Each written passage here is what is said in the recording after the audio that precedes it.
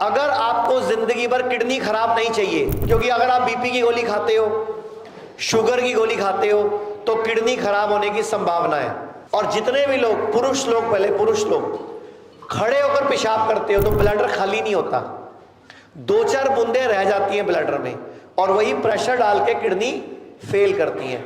ऐसे महिलाएं जितनी इंग्लिश टॉयलेट हीट यूज करेंगी तो ब्लैडर खाली नहीं होगा, तो उनको पीसीओडी, ओवरी सिस्ट या यूट्रस फाइब्रॉइड या यूटीआई या बच्चे ऑपरेशन से या कोई ना कोई वजाइनल डिस्चार्ज, ल्यूकोरिया वगैरह की प्रॉब्लम आ जाएगी। तो सब लोगों को रिक्वेस्ट है कि जब यूरिन करते हो, यूरिन वो भी नीचे बैठ के किया करो।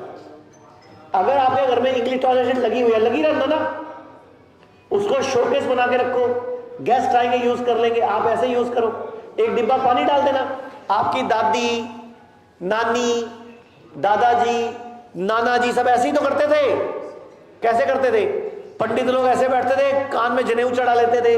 आज भी मुस्लिम लोग आज भी नीचे बैठ के करते हैं। और मैं आज आपके सामने क्लियरली बोल रहा हूं, हमारे पास जितने भी मुस्लिम आते हैं, जो भी नीचे बैठ के यूरिन करता है, आज तक मैंने किसी का घुटना ऑपरेशन नहीं देखा।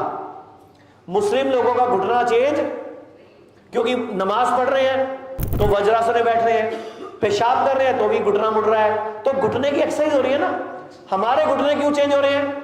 क्योंकि हमने नीचे बैठना छोड़ दिया, आदत हमारी छूट गई। तो अभी भी वक्त है, सुधर जाओ। लोग कहते हैं आयुर्वेद गंभीर बीमारियों का इलाज नहीं कर सकता, लेकिन अगर पूरे भारत में कोई गंभीर बीमारी से परेशान है तो आयुर्वेद को ट्राई करने तो आ सकते हो ना, पंचकर्मा करा सकते हो, नुकसान तो कुछ होगा नहीं, लेकिन बॉडी हील कर गई तो जिंदगी आपकी बन जाएगी। और सभी प्रकार के हेल्थ इंश्योरेंस हमारे 120 सेंटरों पर चलते हैं।